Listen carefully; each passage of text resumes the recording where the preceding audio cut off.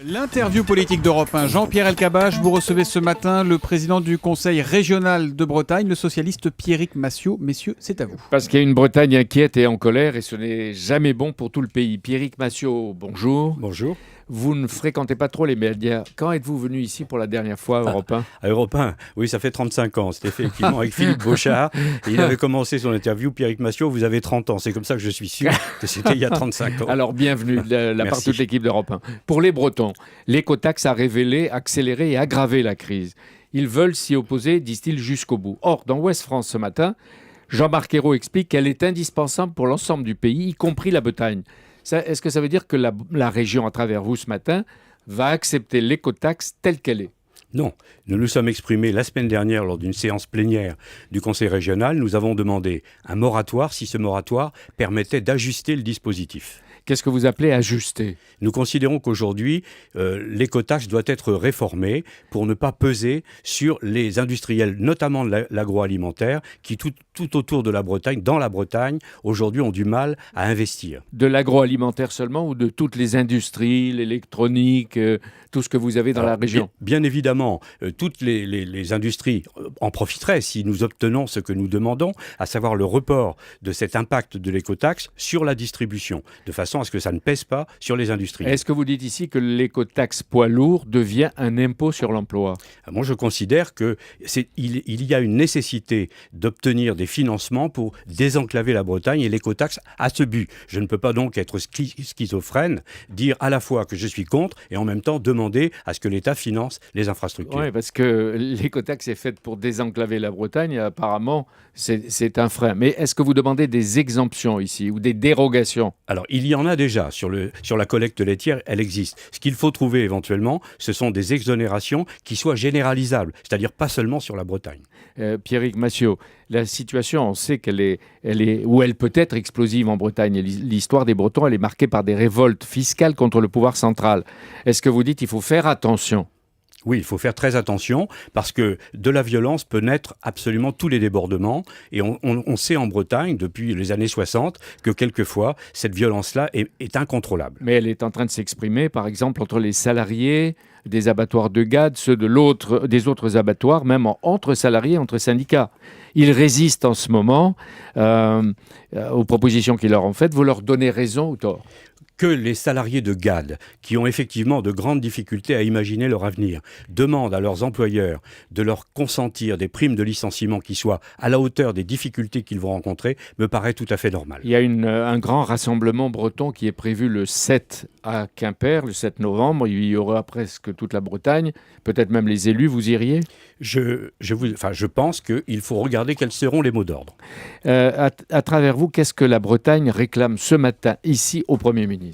Nous réclamons, je l'ai dit, l'aménagement de l'écotaxe pour la rendre supportable et ne pas obérer, empêcher les investissements des industriels. Et nous demandons l'application du pacte d'avenir pour la Bretagne. Qu'est-ce que vous appelez ajustement ou aménagement ? D'abord, vous dites l'écotaxe, qu'elle soit aménagée et ajustée pour la Bretagne ou pour l'ensemble du territoire français ? Je crois qu'il n'est pas raisonnable de demander de nouvelles dérogations bretonnes parce que ceci susciterait normalement les revendications d'autres régions. Je pense qu'il faut trouver un mécanisme national. Celui que j'ai proposé à Matignon était le fait de reporter sur la distribution ce que le ministère des Transports lui-même reconnaît être une augmentation sur le produit fini de l'ordre de 0,1 à 0,4%. Parce que Pierrick Massiot, ce qu'on peut se demander, c'est qui aurait à payer. Dans un premier temps, on dit encore le consommateur.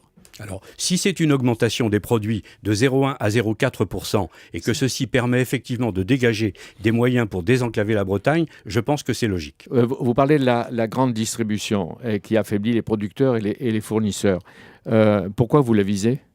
Qu'est-ce que vous attendez d'elle alors ? Parce que dans les discussions que nous avons en permanence avec les industriels de l'agroalimentaire en particulier, nous savons bien que les négociations entre les industriels et la grande distribution aboutissent toujours à un étranglement complémentaire et successif des industriels. Il faut arrêter, parce que si on demande aux industriels de se moderniser, il faut aussi qu'ils aient des marges. Oui, et en même temps, c'est la grande distribution qui bénéficie d'une certaine façon du crédit impôt. Je crois qu'elle touche combien ? 3 milliards par an. Alors, le comité de suivi du crédit impôt compétitivité emploi l'emploi a effectivement fléché les 3 milliards qui iraient sur le commerce. Je ne vois pas en quoi le commerce, aujourd'hui, est vraiment marqué par la concurrence internationale. Mais vous demandez à la grande distribution de mettre peut-être une fois encore la main à la poche.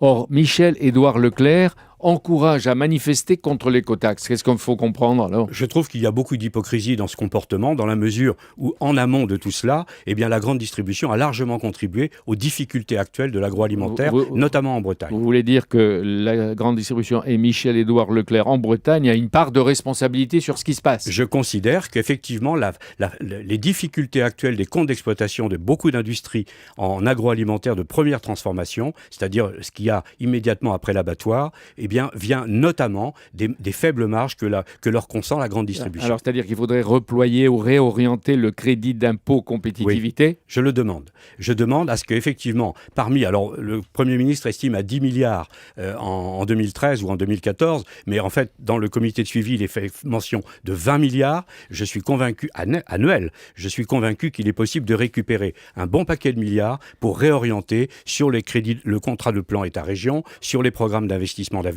et éventuellement sur l'appui aux collectivités qui investissent. Messieurs, dames de la grande distribution, Thomas, allez-y. La Bretagne souffre pour l'automobile, l'électronique, les abattoirs. Pierrick Massiot, quelles erreurs a-t-elle commis elle-même pour en arriver là ?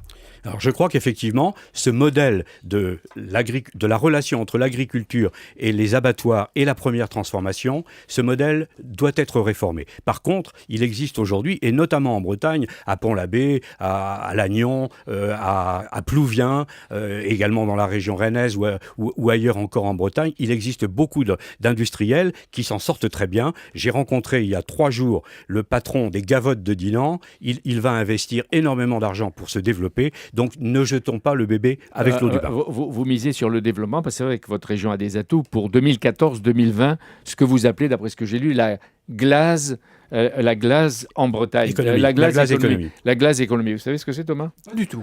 Je ne savais pas jusqu'à hier. Et qu'est-ce que c'est ? Je vais essayer de vous le dire très vite. La glace, c'est un mot breton qui signifie à la fois le bleu, le vert et le gris.